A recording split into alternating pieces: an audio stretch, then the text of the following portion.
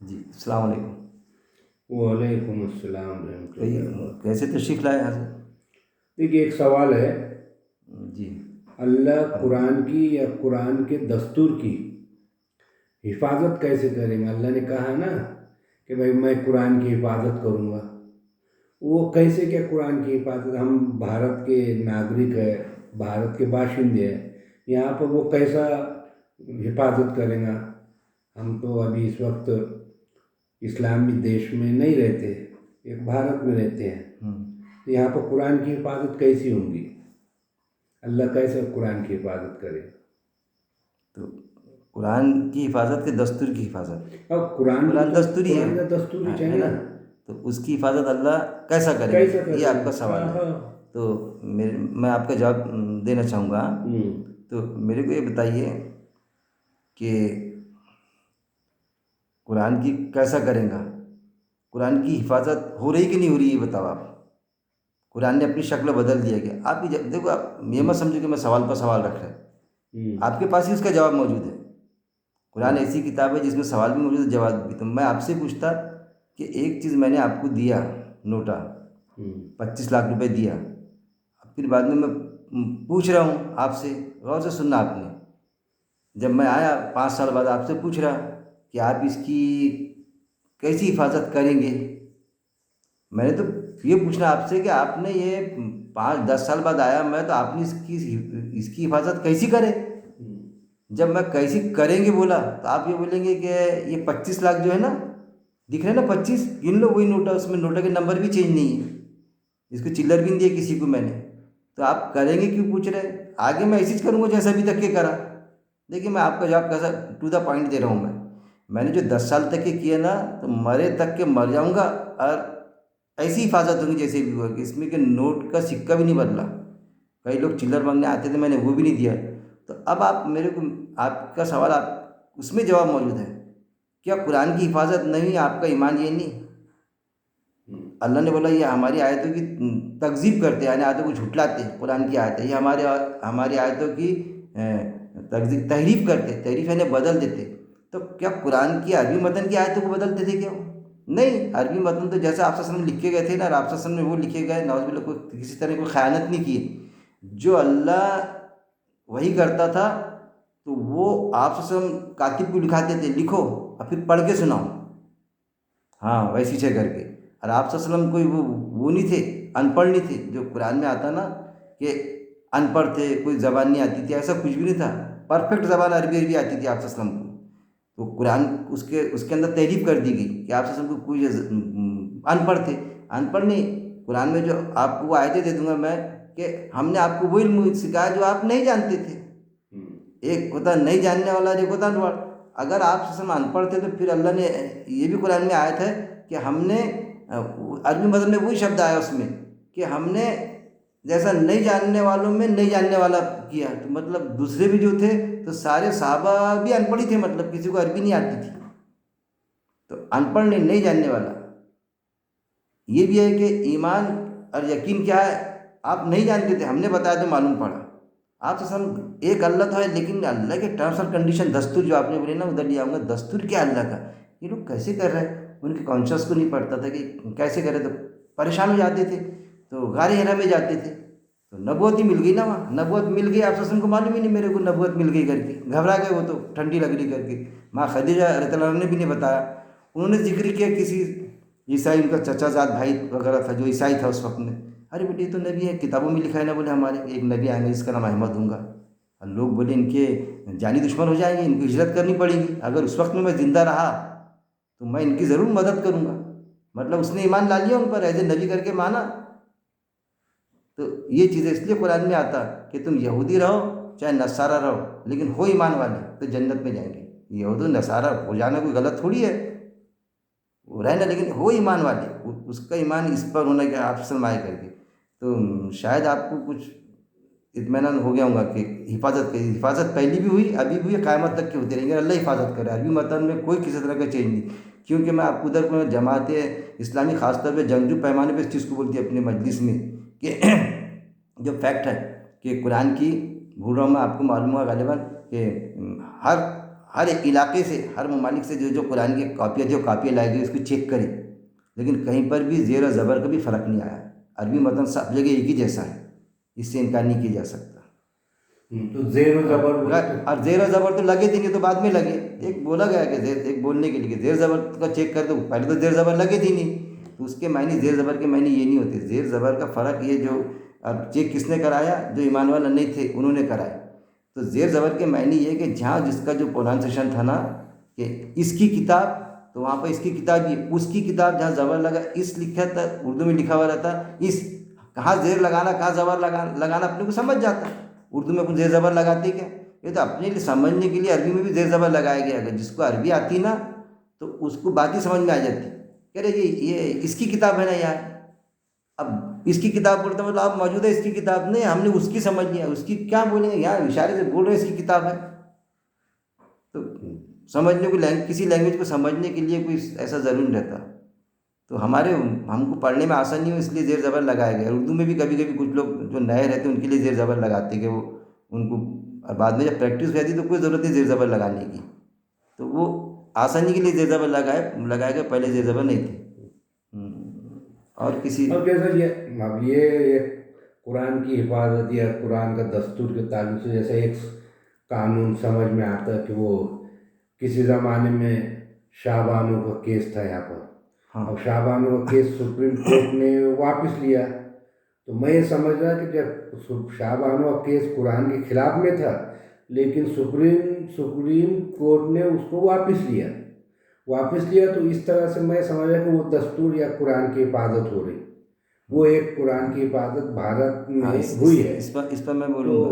वो हाँ बोलिए। ऐसी जो अब कानून है, अब देखिए, समझ लो, तो वो हाँ ऐसा कोई देखने को नहीं मिल रहा। जैसा आप मस्जिद जो है, बाबरी मस्जिद गई, बाबरी मस्जिद, जबकि अल्लाह कुरान की यानी अल्लाह बोलता है कि अल्लाह का घर है मस्जिद, अब उसकी हिफाजत नहीं हुई। वहाँ मस्जिद जो है तो क़यामत तक के जैसी की वैसी रहेंगी। जो मस्जिद चाहे तो अगर किस भी होगी तो उसका खंडर जैसा वो जगह वो कायम रहेंगी वैसी के वैसी। लेकिन आज मस्जिद देखिए कहाँ है। तो ये ऐसे मैं ये समझ रहा हूँ ये ऐसे कानून जो है इसकी हिफाजत होना चाहिए, ऐसा कानून मैं समझा। मेरे को आप ये बतला रहे कि अल्लाह अपने घर की हिफाजत नहीं कर रहा। एक तो समझिए कि अल्लाह ने अपना घर किसको कहा, जहाँ इबादत की जाती है। अल्लाह ने यह कुरान में साफ फरमा दिया, पूरी ज़मीन जो है, अमेरिका की भी ज़मीन, पूरी ज़मीन मस्जिद है असल में। यहाँ कुरान की आयत है, मेरी तरफ से पूरी ज़मीन मस्जिद है। अब डेवलप हम करते हैं, हम उसको हमारे हिसाब से तालमेल आलीशान मस्जिद बनाते, जिसके पास कम पैसा है कम बनाते, किबला का हम करते, तो अल्लाह तो उसकी हिफाजत कर ही रहा। दूसरी बात कि हम जो समझते कि ये मस्जिद की हिफाजत नहीं हुई, इसकी नहीं, तो फिर तो कोई ये भी बोलेगा कि अल्लाह ने उसके नबी की भी हिफाजत नहीं करा, नौज़ नबियों को कत्ल किया गया कि नहीं भाई, कत्ल हुए ना बाकायदा। तो ऐसे दीन की दावत दे रहा है आप, उस वक्त में लोगों ने बोला कि ऐसे दीन की दावत दे रहा है आप कि हमारे नबी को कत्ल कर दिए। नबी को नहीं बोलना चाहिए, रसूल को। वहाँ मेरी गड़बड़ हो रही है, अगर नबी बोले तो फिर उलमा के उसमें वो है कि नबी कत्ल नहीं होता, वो जो पैगंबर का कत्ल होता, रसूल कत्ल नहीं होता, नबी भले कत्ल हो जाए, नबी कत्ल होता, ऐसा है वो, उस तरह से आता वो। अगर आप स्टडी करेंगे ना तो रसूल को कत्ल मत बोलिए, वो ज़्यादा डीपली है वो, शायद आपके समझ में ना आए, आप स्टडी करेंगे तो ख्याल में आ जाएगा उसके कि वो कत्ल जो है रसूल नहीं हुए, रसूल को रिसाला भी मिलता और वो नबी भी रहता बैक पर। तो कत्ल नबी भले ही हो गया, तो कहने का मतलब कि जो अल्लाह के गुरूर बंदे जिन पर आयतें नाजिल हो रहे वो कत्ल हो गए, कहाँ हिफाजत कर अल्लाह ने, तो मैं ईमान क्यों लाऊं। तो वैसा नहीं है मेरे भाई, जब वो कत्ल भी है तो लोग जो खड़े हो उनके साथ में, नबी के साथ में, तो जब कोई चीज़ ख़त्म होती ना, आप देखोगे एक कायदा है दुनिया का, एक फितरत का मामला है कि जब किसी को कत्ल कर देते तो लोग फिर उसकी बाद में उसकी बात चलाने वाले बहुत पैदा होते, कह रहे यार ये इस बात के लिए मर तक के गया, तो फिर वो बात चलती, फिर जंगजू पैमाने पे चलती वो चीज़। इसीलिए जो माइंडेड दिमाग वाले लोग रहते ना तो वो कभी कत्ल नहीं करते उसको। अरे बोलते ये तो फेमस हो जाएगा, कत्ल करेंगे तो कई लोग खड़े हो जाएंगे इसके पीछे, ऐसे ही होता। अरे इस्लाम जिंदा होता है, हर करबला के बाद वो जो शेर है ना, फैक्ट पर आधारित है। इस्लाम ने तो वहाँ के बाद में और उरूज पकड़ा था, फिर जो आज तक के स्पिरिट हमारे इसमें मौजूद है, जो ईमान वाला रहता करबला के बाद में जो उनको कत्ल किए गए। तो ये चीज़ें की हिफाजत बाकायदा अल्लाह ताला कर रहा है, हिफाजत बाकायदे हो रही है, सिर्फ जरिए के तौर पे इस्तेमाल करता। कुरान की आयत है कि अगर तुम नहीं काम करेंगे ना मेरे दीन का, तो मैं दूसरी कौम को खड़े कर दूंगा, तुम जैसे ना होंगे। और आज हो ही रहा है ये, कि जो गाज़ा पट्टी का जो मामला हुआ, तो मुस्लिम देश, वहाँ की आवाम, भले ही आवाम से कोई शिकायत नहीं है मेरे को, आवाम उठी डेपुटेशन लेके जरी जो मुस्लिम ममालिक है, लेकिन वहाँ के हुक्मरां खामोश। क्या मुआहदे है क्या नहीं, कुछ बात समझ में नहीं आती क्या। तो और इंसानियत के लिए जो जो देश मुस्लिम देश भी नहीं है, जैसे अफ्रीका, वो बाकायदा वो मुखालिफत करे इंसानियत के लिए कि हम इसका विरोध करते, गलत इंसानियत। तो ऐसे को खड़े कर दिया कि तुम जैसे नहीं है, वो ईमान वाले भी नहीं है। और वो खड़े होकर, ये फैक्ट ही है, बाकायदा उन्होंने उससे ताल्लुकात तक के तोड़ दिए कि नहीं हम ये चीज़ें भी नहीं मंगाएंगे और ये भी नहीं। और कुछ लोग भी खड़े हुए कि हम ताल्लुकात, तो ये खड़े किया ना, तुम जैसे ना होंगे मतलब ईमान वाले नहीं होंगे। तुम्हारा तकाजा तो ये था कि जैसा हदीस में आता है कि ईमान वाले तो जिस्म के मानिंद है, उस पर भी मैंने भेजा मेरी क्लिपिंग। ईमान वाले तो जिस्म के मानिंद थे ना भाई, के मुस्लिम आपस में जिस्म के मानिंद है मोमिन। अगर जिस्म के किसी आज़ा को तकलीफ हुई तो पूरा जिस्म प्रभावित होता। तो कितने बेहिस हो गए आप कि एक आम, जहाँ पर भारत बोलो कहीं भी के ईमान को बचाना मुश्किल जाता हालत के तहत, भाई दस्तूर हमारा नहीं, परेशान रहते हम, तो हम खुल के बोलते रहे। वहाँ के अवाम बोलने को तैयार नहीं, अवाम जनरल लोग बोल दे रहे। वहाँ का हुक्मरान जिसके हाथ में सब कुछ है, उसको हम समझते थे कि ये तो पैमाना है हमारे इस्लाम का, जहाँ लोगों की ये ख्वाहिश होती है कि भाई मेरे को मौत आ जाए तो मक्का मदीने में मर जाऊँ, मैं मक्का मदीने के लिए मरने के लिए तैयार हम, क्योंकि अल्लाह का ये है वो है मामला। वहाँ का हुक्मरा ऐसे ऐसा पूछट वहाँ पर मामला इस तरह से, तो कितना अफसोस होता हमको। अरे जंग करने का कौन बोलता, हमारा भारत तो जंग के खिलाफ रहा हमेशा, जंग करने के फेवर में नहीं रहा भारत। तो उसके तहत दस्तूर के तहत हम भी उनसे जंग करने की रिक्वेस्ट नहीं करते कि आप जंग करो, मारो काटो, जंग के हम खिलाफ ही। हमारी संस्कृति ये रही कि हमने कभी किसी ज़मीन हड़पे नहीं, तो जंग के खिलाफ है। लेकिन तुम तुम्हारे माहदे तो तोड़ो, उनसे जो माहदे तुम्हारे, अभी माहदे तो ब्रेकअप करो इसराइल से। तुम देखो ना कैसा मज़ा आता, कैसा देखता हो। क्या हो जाएगा, माहदे तोड़ेंगे तो भूखी मर जाएंगी तुम्हारी वहाँ की जनता। लेकिन नहीं, तुम्हारे हुक्मरां के क्या ताल्लुकात है तुम्हारे। अब कुरान में बेजुबा बेजा गुमान मत करो, तो बेजा गुमान नहीं करना में, लेकिन क्या तुम्हारे सागे डोरे समझ में आ रहा, नहीं आ रहा ना। लेकिन एक चीज़ हुई कि मंजर आम पर जो ईमान वाले लोगों के सामने, हर मुस्लिम देश के गालिबन सब नहीं इल्वाम, लेकिन तकरीबन ज़्यादातर जिनको हम समझते थे कि ये इस्लाम के लिए बहुत कुछ करने वाले हैं, तो जलील तो हुए। वो अरबी के हिसाब से जलील बोल रहा है, मैं उर्दू के साथ, जलील के मायने होता कमज़ोर, अरबी का जलील बोल रहा है। तो आप बोलेंगे भाई मैं आपको ये कर रहा, जलील यानी कमज़ोर, अरबी वाला जलील। तो जलील जलील तो करा अल्लाह ताला ने, इंसानियत उठ जा रही, ईमान वाले उठ जा रहे, लेकिन आप वहाँ, तो ये एक चीज़ है। तो हिफाजत अल्लाह अपने दिन की अल्लाह ताला कर ही रहा। लेकिन वो सब कुरान में जो आता ना कि आज़माना तो अल्लाह की सुन्नत है, बाकायदा उस पर भी मेरा बाकायदा ये है, क्या क्या बताना यार, कि आज़माना तो अल्लाह की सुन्नत है। तो सुन्नत अल्लाह की आज़माना, तो उसको समझते कि अल्लाह जैसा अल्लाह आज़माता। अरे वो आयत को हम ऐसा लेंगे कि अल्लाह को तो सब मालूम है, अल्लाह काय को आज़माएगा, ये करता कि नहीं करता। आयत को सोचोगे, अरे मैं आज़माता इसको, ये करता कि नहीं करता, देखेंगे ना। अरे नहीं करा इसने, अरे मेरे को तो मालूम था, नौज़बिल्ला, अरे इसने तो कर ही लिया ऐसा, मैं आज़मा रहा था। अल्लाह को सब मालूम है, करता कि नहीं करना। आज़माने के मानी होता है अल्लाह दिखाना चाहता है कि देखो वो कैसा कर रहा। वो ऑफिसर, और ऑफिसर शिरक कर लिया वहाँ पर ऑफिस में, उस उनके साथ में इन्वॉल्व हो गया चपरासी, वो बाबू, अकील बाबू, और वो पूजा कर रहा है, प्रसाद भी नहीं खा रहा है, टीके भी नहीं लगा रहा है, झंडा बंद हो रहा है, तुम टीके लगा ले रहे, सस्पेंड कर डालेंगे। क्या कर डाले उसको, क्या हुआ उसको, कुछ भी नहीं, शान से सर्विस करा, डकरते हुए शान से रिटायरमेंट लिया। तो ये एक बात होती, उनके दस्तूर से भी नहीं हटा, क्योंकि दस्तूर में वो शामिल ही नहीं था। लेकिन हमारी आंखों ने देखी, हम कौन क्या करता उससे शिकायत नहीं है, लेकिन हमने देखी कि दस्तूर में तो है नहीं कि ऑफिस में सार्वजनिक पूजा हो करके, लेकिन ऑफिस में होती थी सार्वजनिक पूजा। गजानन महाराज की पूजा हमारे इलाके में सब करते थे, ताली बजा के। तो मेरी आंखों ने देखा, नमाज भी पढ़ती थी उनके साथ में, ताली भी बजाती थी, लेकिन मैं वहाँ से उठ जाता था, मैं उधर चले जाता था, बैठ जाता था। वो उनके से नफरत थी, उन लोगों से नहीं, मेरे बहुत ताल्लुकात थे। उसमें एक मेरा बिरादर वतन गैर मुस्लिम भाई भी था, वो बोलता था मेरे को भी नहीं पढ़ता ये बाहर होना चाहिए। तो मतलब तुम्हारे हिसाब से पढ़ता, लेकिन हमको तो अल्लाह के साथ में शिरकी हो जाते तो जमता ही ना। मेरे पास में पेड़ा भी लाते थे, कुछ लोग खा जाते थे, बिस्मिल्लाह करके खा जाओ। मैं बोलता था, मैं बाकायदा उनको बोलता था, ऐसा हुआ मेरे साथ में, मैं झूठ नहीं बोल रहा। मैं उनको कहता था, मेरे ताल्लुकात थे ना उनसे, अखिल भाई ये लो ना प्रसाद, सुनो सुनने लायक बात है, प्रसाद लो। तो मैं बोलता नहीं भाई ये मैं नहीं खाता। कुछ खा लेते थे, बिस्मिल्लाह करके क्यों नहीं खाते अखिल भाई? तो मैं बोलता था कि हमको नहीं चलता, ये नहीं खाता। अरे यार हम तो तुम्हारा खाते, ताजुद्दीन बाबा का खाते, गरीब नवाज का खाते। तो मैं बोलता था फिर उनको कि मैं वो भी नहीं खाता। अरे मग बरोबर आहे तुमचा, मग फिर बराबर है आपका। तो फिर वो शिवसेना से ताल्लुकात रखने वाला वो बाद में मेरे को उन पर ये अल्लाह ने डाला था उनके दिल में, अल्लाह या तो रहम डालता या गलबा देता। तो ऐसा रहम डाला था कि वो पेड़े का डब्बा लाते तो पूजा करने के पहले मेरे को देता था वो, अखिल बाबू ये तुम लोग पूजा के पहले तुमको नहीं चलता। तो ऐसा दिलों में अल्लाह रहम डालता, मोहब्बत डालता। वो चाहते थे मेरे, क्यों कि उनको ज़रूरत थी, एक पैसा रिश्वत नहीं लेता, चाय भी नहीं पीता, काम भी करता, तो ऐसा चला। लेकिन बोल मेरे उस वक्त में भी कड़वे थे, तो कुछ लोगों को कड़वा भी लगता था।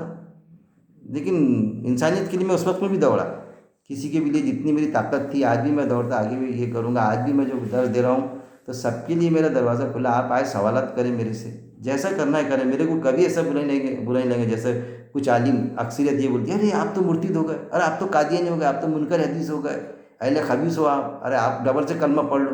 ये चीज़ें मेरे को पढ़ती नहीं। उसके दिल का हाल वो बोल रहा है, परेशानी सुनो, आप उसका जवाब दो। जो नहीं मालूम तो मैं, अभी ऐसा तो अभी तक के हुआ नहीं, लेकिन मैं वो भी हिम्मत रखता कि यार मेरे को नहीं मालूम, मैं स्टडी करके बता दूंगा आपको। ये सवाल हम पेंडिंग रखते, मैं भी थोड़ा स्टडी करता। मैं कोई नबी वगैरह थोड़ी हूँ कि मेरे पर आयत नाजिल हो जाएंगी बता दूंगा। मैं ठहरो सुनता हूँ, मैं ज्ञान में बैठा, मेरे को मालूम हो गया आयत नाजिल होगी। अरे जो कुछ मटेरियल है, डिक्लेयर पेपर है, कुरान में है, उसमें पढ़ूंगा मैं। अभी मेरे को सूझ नहीं रहा आपका जवाब, मैं जवाब हो सके तो दे दूंगा और मिल जाता। उसकी हदीसें मौजूद है कि जब भी किसी मसले पर, किसी बात पर हमारा कुछ ये होता, समझ में नहीं आता, हज़रत अली रज़ियल्लाहु अन्हु का है ना, तो हम बार बार कुरान पढ़ते, तो हमको उस मसले का हल मिल जाता उसमें। बार बार पढ़ी जाने वाली किताब कुरान।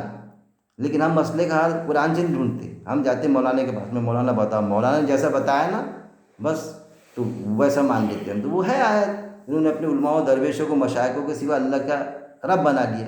तो उलमा हक, उलमा सूफी है ना मेरे भाई, वो भी सोचना चाहिए। कीजिए, और किसी का कुछ सवाल होगा तो। मैं सवालों की नशीश चल रही नहीं, वो उसमें उसमें कुरान की हिफाजत में जो दस्तूर है, कानून जो है, हाँ अब आपने बोले कि वो अल्लाह ताला नबियों के कत्ल को जो ऐसा माफ़ करता है, या नबियों का कत्ल होने नहीं देता, होने नहीं देता, हुआ कत्ल हाँ, नबियों का कत्ल होता है। होता है, तो ये जो है हुआ। कुरान के अंदर है, लेकिन कुरान जब मुकम्मल हो गया और हुजूर सल्लल्लाहु अलैहि वसल्लम आखिरी पैगंबर और रसूल थे, कुरान नाजिल हुआ, तो उसके बाद जो है कुरान की हिफाजत अल्लाह ताला ने, हमको पढ़ने में आता है कि कुरान की हिफाजत हम खुद करेंगे। तो अब उसमें हम खुद करेंगे तो अल्लाह ने कुरान की हिफाजत के लिए जैसा कैसा किया हो कि भाई, अब पैगंबरों का तो पहले का, कुरान शरीफ से पहले बहुत सारे पैगंबरों को मारा गया, जुल्म हुआ, बहुत सारी चीज़ें हो गई। लेकिन आज के इसमें जैसा दस्तूर या कुरान की हिफाजत का ये समझ में नहीं आ रहा कि अभी इस वक्त हम भारत के ज़मीन पर रहते हैं और कुरान की बात भी, बहुत सारे जो कानून तोड़े जा रहे हैं, बहुत सारी मस्जिदें गिराई जा रही, फिर उसके बाद ये नहीं होगा तो फिर वो मस्जिद के एक माशरे का जो कानून है वो ख़त्म हो रहा है। फिर एक कानून है कि भाई वो एक शादी होना, चार तीन शादियाँ नहीं होना।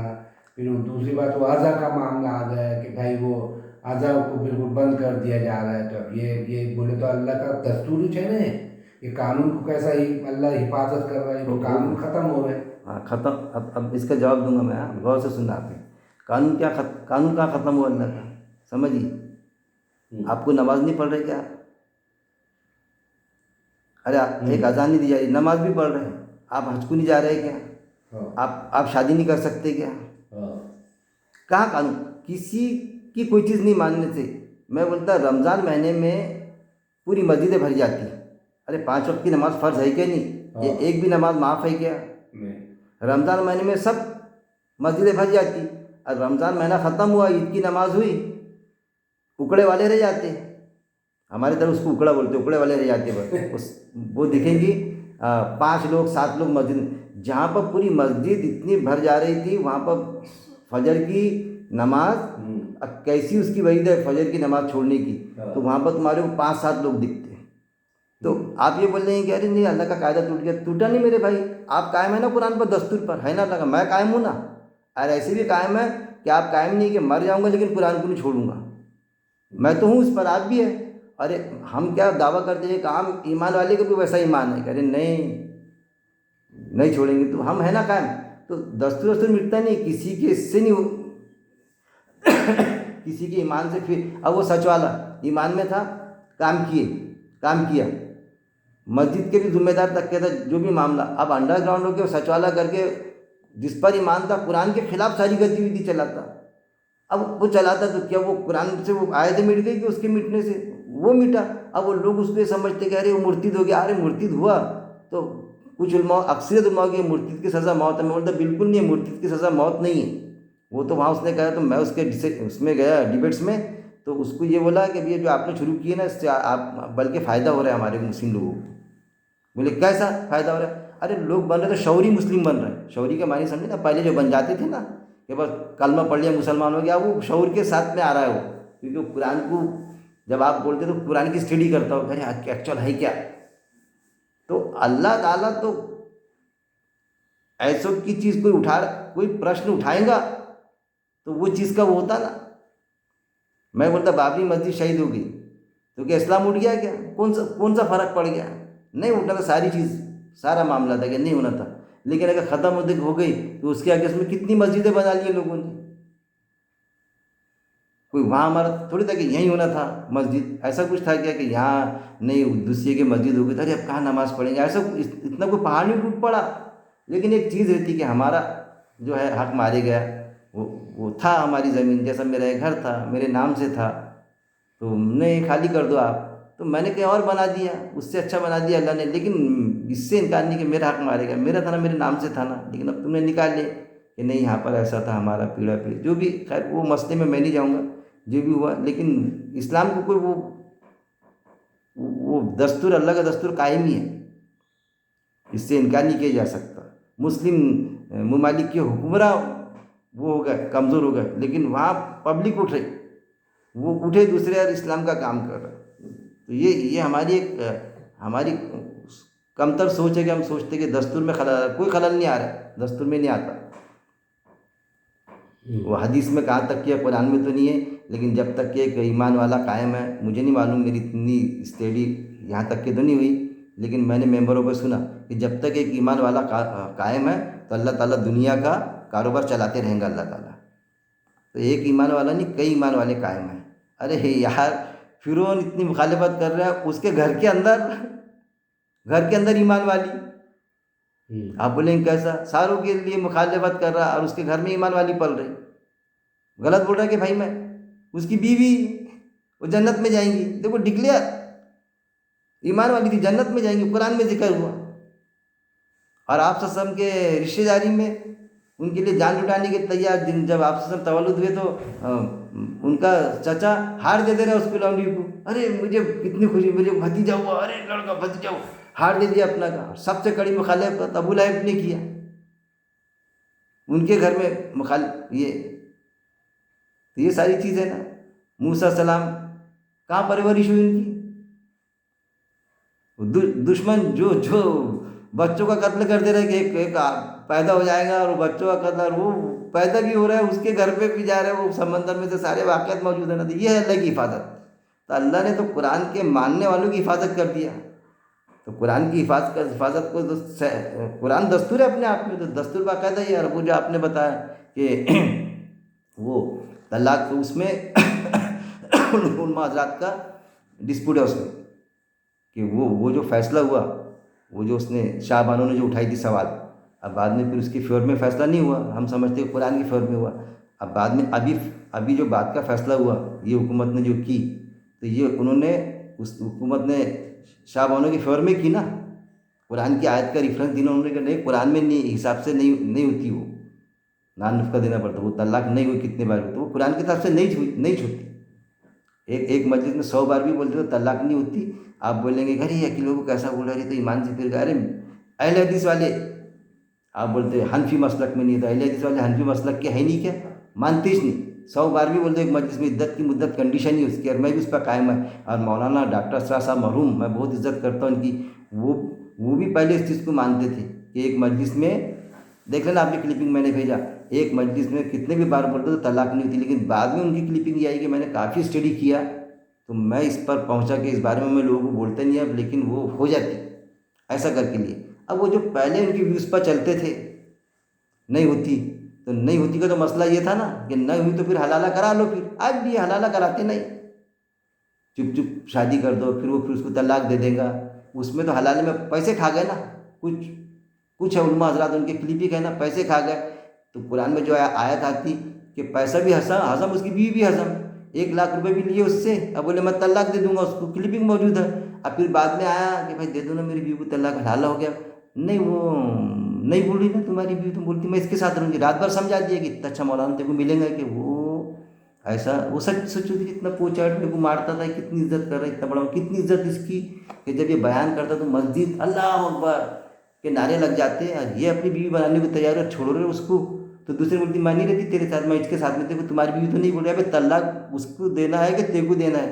किसी की बीवी ने कितना ही बोली मैं नहीं छोड़ती तेरे को, उसने तलाक दिया, तलाक नहीं होंगी क्या? तूने इससे वादा किया था ना मैं तलाक दे दूंगा, तो तुम्हारी बीवी तो नहीं बोलती, बीवी के मर्जी से तलाक हुआ करती क्या?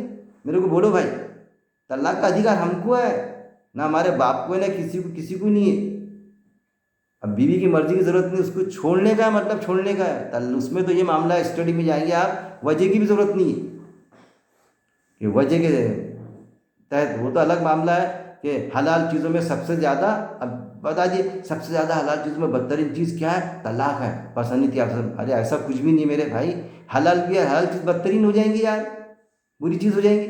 साहबा तलाक देते थे तो कि दुश्मनी करते थे कि एक दूसरे से, उसको तलाक नहीं, एग्रीमेंट है, वो एग्रीमेंट था, तलाक दे दिए, तुमसे ताल्लुका थोड़ी फेरते थे वो, अरे उनकी मदद करते थे, सब चलता था। लेकिन यहाँ तो ऐसा तलाक होती तो औरत उसका मुंह नहीं देखेंगे, वो मुंह नहीं देखेंगे, रिश्तेदारों में दुश्मनी होती कि नहीं भाई? दूसरी कर लो तो सारे नाराज, पूरा माशरा दूसरी करते आती, लेकिन कर लिए तो चुप चुप कहा बोलती, ये सब बिगाड़ की सूरतें हैं माशरे में।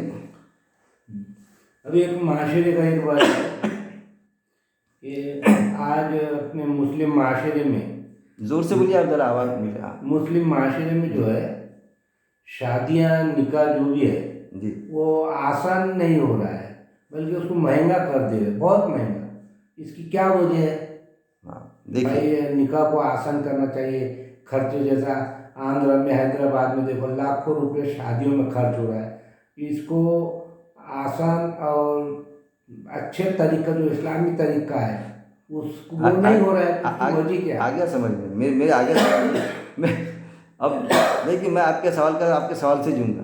ये ऑफिस में किसी ऑफिस में गए हम, और ऑफिस में कोई रिश्वत खाता, तो अपन उससे पूछ रहे कि यार ये रिश्वत खाते तुम लोग, साहब भी 10% लेता, बाबू भी 5% लेता ठेकेदार से, इसकी क्या वजह है? इसकी क्या वजह है? तो वहाँ चल जाएगा क्योंकि वो खाते, जिसमें वो हमारा मुस्लिम माशरा इन्वॉल्व है। तो आप मेरे से पूछे वजह क्या है, मेरे से ज़्यादा मेरे को तो मालूम है, आपको मालूम होना चाहिए क्या वजह है। ये आप, मेरे को तो मालूम ही है, लेकिन इसकी वजह मेरे से ज़्यादा आपको मालूम है, आप ज़मीन से जुड़े हुए, लेकिन आप उसको नज़रअंदाज करते हैं। वजह मालूम है आपको, वजह ये है कि बिगाड़ की सूरतें, कि अल्लाह ने क्या बताया, खर्च के लिए मना नहीं किया गया, खाओ उम्दा ग़िज़ा, खर्च करो, महलों में रहो तुम, लेकिन अल्लाह ने क्राइटेरिया डाला कि म्याना रवि इख्तियार करो। अगर मेरे पास 5 करोड़ है ना, तो जायज़ इसमें भी मेरे को सिर्फ 2.5 करोड़ की अथॉरिटी है खर्च करने की, म्याना 50%। आप हदीसें पढ़ेंगे तो आपको एक कायदा झलक के आएगा आयतों से, हदीसों से। 50% के ऊपर करते नहीं आता। आपकी बुनियादी ज़रूरत मकान है ना, मकान आप 2.5 करोड़ में बनाओ। शादी है ना, बुनियादी ज़रूरत, तो आपके पास में 1 लाख है ना, शादी का तो खाना है ही नहीं, लेकिन आप अगर कुछ उसमें खर्च करना चाहते हैं और कुछ भी, तो जहेज भी नहीं है। देखो 10 करोड़ है, 10 करोड़, 10 करोड़ है, हाँ, शादी कितने करोड़ की हाँ है? हाँ, अब शादी है तो शादी जो है ना, तो शादी इंसान सोचेगा 5 करोड़ में कर सकता। अरे मेरे भाई, अगर लड़की की शादी है तो मैं इससे सहमत हूँ, कैसे कि 5 करोड़ खर्च कर सकता तो लड़के के लिए। कोई महर मांगती तो उसने मांगी 25 लाख, अरे 25 लाख नहीं, देखो तो 5 करोड़ दे सकता हूँ मैं, देना उसको 5 करोड़ भी मांगी तो महर देना। लेकिन लड़की वालों पर डाल देते जो, तो लड़की वाले की तो शादी का खर्चा ही नहीं है मेरे भाई। लेकिन उसको सोने की अंगूठी, सोने का हार, जहेज, जहेज अपन बोलो जहेज हराम है, नहीं है, नहीं वो तोहफे लिया करो, तोहफे है ना वो। तो ये सारे सिकाई के काम। कभी जहेज सामने के दरवाजे नहीं, पीछे के, शादी हो जा रही पीछे के दरवाजे जहेज जाता बाद में। तो शादी, लड़की की शादी में तो 1 रुपया का खर्चा नहीं है, बल्कि उसको महर आएगा वहाँ से।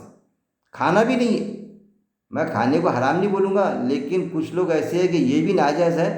मैं खुद लड़की की शादी का खाना नहीं खाता, कभी नहीं खाता। बाहर गाँव जाऊँगा तो खाऊँगा, आपकी बच्ची की शादी बाहर गाँव, तो फिर आपके घर में तो बाहर गाँव क्या होटल में खाऊँगी भाई मैं?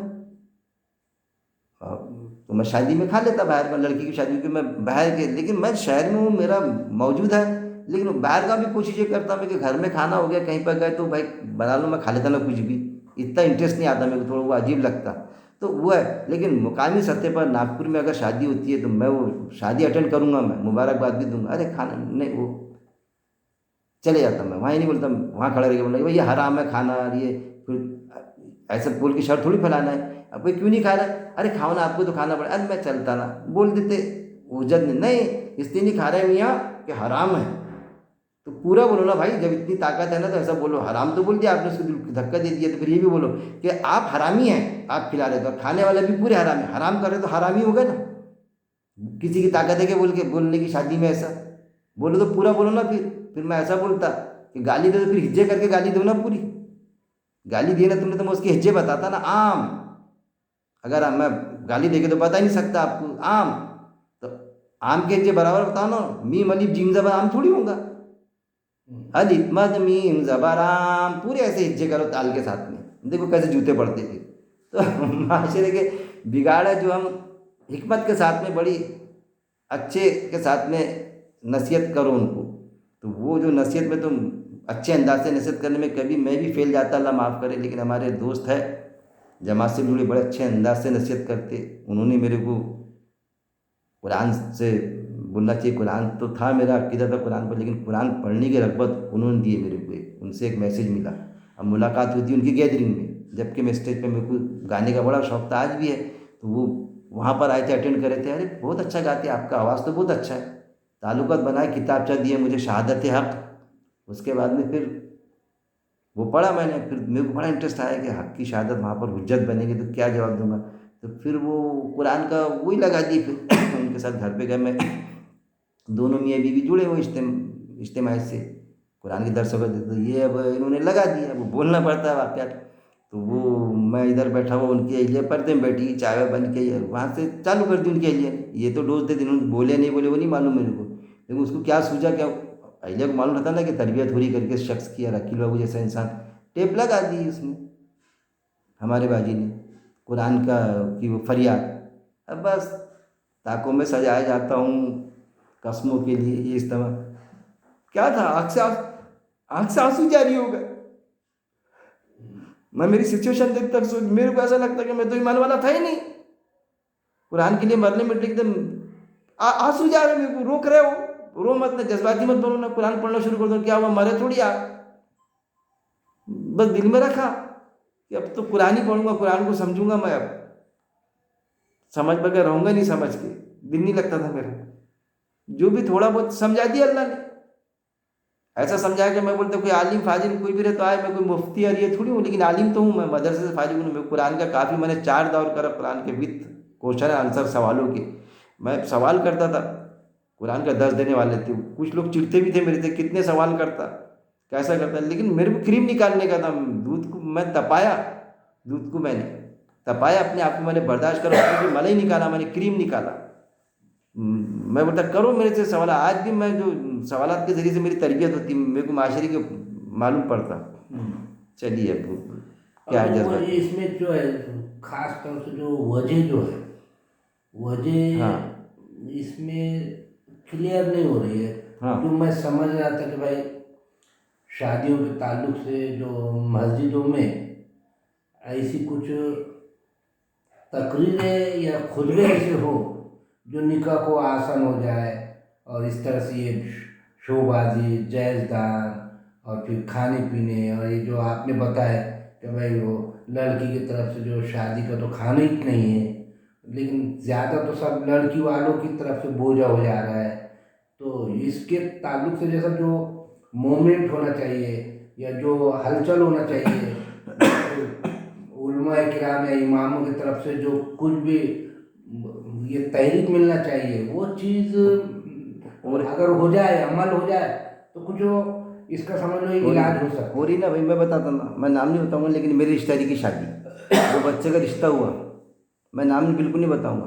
वहाँ पर हम उसके उसमें गए मंगनी में उनका ये हुआ कि बेचारे वो जुड़े हुए इस्लाम से, तो जहेज़दान कुछ भी नहीं लूँगा बोले। तो वो जो मौलाना साहब थे, वो जो भाई रिश्ता तय पाया करके उन्होंने जो ऐलान करे, वो तारुफ करा, तो उन्होंने वो थोड़ा उस पर करे कि देखिए बच्चा इंजीनियर, लेकिन कोई जहेज़दान नहीं लेगा। ये है, ऐसे जमाना है आज भी मौजूद। बहुत अच्छा, सुभान अल्लाह। ऐसा मामला हुआ। और जब शादी हुई तो उनको पता चला कि पीछे के दरवाजे से जहेज़ लिए जा रहा है।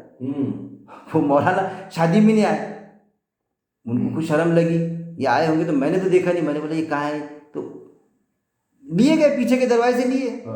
तो ऐसी सूरतें भी हो रही कि आपको दिखाने के लिए हाथी के दिखाने के दांत कुछ और खाने के दांत। अखिल बाबू जोर शोर से तो बोलते कि मैं मेरे बच्चों का जायज़ नहीं लिया, लेकिन पीछे के इसके दरवाजे से आने दो, तो वो अल्लाह को हिसाब देना पड़ेगा अखिल बाबू का। पीछे के चेक की शक्ल में लिए जा रहे हैं, लेकिन फिर भी हम बोलने के लिए मना थोड़ी करेंगे। जब भी ऐसा मुझे खड़े करेंगे मेरे ऐसे शख्स को, तो शादी में बोलो भाई 10 मिनट, तो मैं तो ये चीज़ पेश करूँगा। अब करने वाले कर रहे हैं वो हिसाब से, लेकिन ये है कलील तादाद है। अब कुरान में कम से कम 25-30 आयतें मिलेंगी, अक्सरियत नहीं मानेंगी इस चीज़ को, कलील तादाद ही काम करेंगे। तो दर्स कुरान वाले भी कलील मिलेंगे आपको, फिर दर्स देते कुरान का। सही। और ये विरासत के ताल्लुक से जो है, आजकल विरासत के ताल्लुक से न मस्जिदों में खुतबा हो रहा है और ना आज उलमा किराम का कुछ ऐसा सुनने को नहीं मिलता। लड़कियों को तो विरासत से बिल्कुल ख़त्म कर दिया गया है। क्या इसके बारे में क्या सोल्यूशन हो सकता है? मेरे को एक बात बताइए, कि लड़की को ख़त्म कर दिए नहीं, कुछ लोग आज भी आप आपकी बच्ची है तो आप उसको विरासत देंगे कि नहीं? अरे देंगे ना, कहाँ ख़त्म हुआ? नहीं ख़त्म हुआ। अगर मेरे को तो लड़की है ही नहीं, लेकिन अगर मेरे को लड़की है तो क्या मैं बोल नहीं सकता मैं दूंगा, क्योंकि है ही नहीं, तो ख़त्म नहीं हुआ। लेकिन ऐसे दियाले लोग हैं, लेकिन एक जो चीज़ बोलते कि यार जहाँ आपका दर्द मैं समझ रहा हूँ, जहाँ इतनी बात करते इस्लाम बहुत फैल गया, अरे क्या हमारे यहाँ बहुत काम है भाई इस्लाम का, अमरावती में अरे क्या नमाजें क्या फलाना, अरे हमारे यहाँ बहुत काम है। अरे तो मेरे भाई फिर विरासत का क्या हो गया? विरासत का क्या हो गया? यानी मेरे को तो कभी ताज्जुब होता, अब क्या फोकस करूं मैं कि अमरावती का मामला, अरे नहीं यहाँ मैं किसी फोकस दे, जमात तबलीग का बहुत काम चालू है, बहुत काम है, अरे बहुत बड़ा इज्तिमा तबलीग जमात का हुआ, मेरे उनमें भी मैं दोस्त सब है, तो बड़ा लगता पेंडाल, बहुत लोग आते हैं, अरे कितने लोग, इतने सारे लोग हैं तबलीग जमात के। अब फिर वो जो होता अपने आप वसल्लम का वो कौन से बोलते हैं, कौन सी पैदाइश शर वो अपने ईद मिलाद है ना, आप वसल्लम के वो जो मनाते, उसका जुलूस निकलता, उसमें भी आपने देखे होंगे बहुत लोग। तो मेरे समझ में नहीं आता, अब वो निकालते बेचारे हमारे सुन्नी जमात वाले, बरेलवी वाले, तबलीग वालों को हाथ नहीं, वो तो उसको बिद्दत ही समझते, लेकिन सारे मुसलमान उधर भी दिखते। तो मेरे ये समझ में नहीं आता कि असल में ये दावा करते कि हमारे तबलीगी जमात में बोलते, फिर ये इतने सब आए तो ये कौन सी जमात के फिर है? अरे भाई बहुत लोग हैं, उधर भी बहुत दिखते, इधर भी बहुत दिखते, अब मैं करूँ तो क्या करूँ? फिर एक इंसान सोचने मजबूर आता है कि यार उधर भी इधर भी, अब मैं इतने सालों को तो कुछ बोल ही नहीं सकता, कौन सा तमगा देना, तो बात ही समझ में नहीं आती। मैंने यहाँ तक के देखा बेचारे जमात में भी जाते, मैं भी छोड़ने गया मेरे रिश्तेदार को, आते आए बाबा दरगाह पे गए, अरे मैं दरगाह थोड़ी में कुछ शिकायत है भाई, ताजिम बाबा के यहाँ आते गए और वहाँ शिरनी भी खा रहा है, ये भी बोल भी रहे ये शिरक है करके बोलते हैं, फिर वो खा रहा है यार उसमें। ऐसे भी हो जाते। अरे कुरान में वो तुम क्यों कहते हो जो करते नहीं? तो ये विरासत के लिए कोई स्टेशन है क्या मिल्लत को समझाने के लिए? मिल्लत का भी नहीं मालूम, एक दो लोग के लिए ये थोड़ी रहता कि भाई आपने दे दिए विरासत, फला ने दे दिया। तो ये पूरे माशरे में देखने को मिलता है। माशरे में चलना चाहिए, चलाना चाहिए, लेकिन ये आपकी जो है ना दर्द बिल्कुल बराबर है, ये चला नहीं रहे। क्यों? ये तो चला दिए इन्होंने बैंड बाजा, मैं खुल के बोलूँगा बैंड बाजा बंद करा दिए कि फलानी किसी शादी में कोई अगर माइक लेके सहरा पढ़ता था, अरे वो पढ़ते नहीं आता, गाना ये गा रहा है, ऐसा हराम है ये, 5-10 रुपये लोग देते थे उसको नजराना, वो बंद हो गया। लेकिन मौलाना का नजराना 2000 रुपये चालू से शादी का, ऐसा बैंड बाजा बंद हो गया। लेकिन बैंड बाजा बंद हो गया, लेकिन बैंड बाजे का फैसला ये हुआ कम से कम अमरावती में दीगर कई मुकामात पर भी, कि अगर तुम बैंड बाजा घोड़े से आएंगे, तुम घोड़े बैंड बाजे, तुम्हारा अग्नि नहीं पढ़ाएंगे हम। अगर 10 बजे 10 बजे आना, 10:15 बजे आए तो अग्नि पढ़ाया जाएगा। क्योंकि बैंड बाजे से आते थे ना, मौलाना बैठ रहते थे बेचारे, 1-1 घंटा बैंड बाजा बज रहे हैं, मौलाना के सामने आ गए, भाई दूल्हा नाच रहा है, घोड़ा भी नाच रहा है, मौलाना बैठे रहे कब आएंगे बाबा, तो वो उन्होंने बंद ही कर दिए। लेकिन ये बंद नहीं करे कि अगर लड़की का खाना रहेगा ना, समझते ना खाना नहीं है, खाना रहेगा तो मैं शादी नहीं पढ़ाऊँगा। क्या होगा ऐसा करने में? वो भी करते हैं और वो भी खा लेता खाना, उसमें खाना रहूँगा तो मैं शादी, जहेज दिया जाएगा तो मैं शादी नहीं पढ़ाऊँगा। क्यों नहीं लिया भाई ऐसा फैसला बैंड बाजे? क्योंकि ऐसा वो फैसला तो नहीं लिया बैंड बाजे का, ये फैसले अगर मेरे को करते थे ना वहाँ पर, तो मैं तो बोलता था ये मेरे को जिम्मेदार अभी बना बोलूँगा भाई ये फैसला है यहाँ का। अरे तुम समझते ना इसको हराम है, नाजायज़ है, कोई खाना नहीं, लड़की कोई खर्चा, लड़की कोई खर्चा नहीं, आग तो पढ़ाओ। और जब हम खाना नहीं दे रहे, जहेज नहीं दे रहे, तो मौलाना को भी कोई पैसा नहीं देंगे। फिर तो मौलाना सोचते कि ये आइटम बंद हो गया तो मेरे 2000 बंद हो जाएंगे, मेरे तो नजराना बंद आएंगे, मेरा गुड़ और पत्ती नहीं मिलेंगे, तो लगे रहो मुन्ना भाई। तो ऐसा चल रहा है मेरे भाई, आग मुझ के बैठे हुए हैं। सही है, सही है। और बस ये होना चाहिए, लेकिन इमाम और आलिमों ने और उलमा ने ये काम करना चाहिए कि भाई ऐसा अगर रहा जायज़दान को तो हम निकाह नहीं देखो पढ़ाएंगे। उलमा की अक्सरियत नहीं करती हजरत, आम मुसलमान ही उसके लिए उठे ना, तो उलमाओं ने बोले मैनेजमेंट को बोलना, जैसा मस्जिद है ना, तो मस्जिद के मैनेजमेंट को बोलना पड़ेगा कि आज इस पर बोलो, तो मौलाना बोलेगा पेट भर करने, तो वो नहीं बोलता। तुम्हारे जनान को उठना पड़ेगा कि आज बैच पर बोलो यार, हम इजाज़त देते आपको, तो खुल के बोलेगा, नहीं तो वो नहीं बोलेंगे। ऐसा आवाम उठेगी ना, आज भी ये हो रहा कि हुक्मरान जब सुधरेंगे, वहाँ की आवाम उठेंगी, तो वो हुक्मरान आप सुधर रहेंगे, ताल्लुकात बंद करो, तो उनको आएंगे करिए, तो अपने गेम बच जा रहा है उसमें। सही है। आज जो ईमान वाले हैं ना, तो उनको उठना पड़ेगा इसके लिए, तो ये सब सेटिंग सुधरेंगे फिर ये। सही सही। और हमारे नागपुर में एक मस्जिद में हुआ, मस्जिद बरेलवी, वहाँ सलाम पढ़े जाता, लेकिन जुमे में वहाँ दर्स कुरान होता। वो जो जगने की रात को जो होती ना, रमज़ान महीने में 3 जो ताक रातों का एहतमाम करते जनाब, मुताल्ले कुरान होता वहाँ पर। मुताल्ले कुरान के मायने ये है कि सब बैठते ऐसा।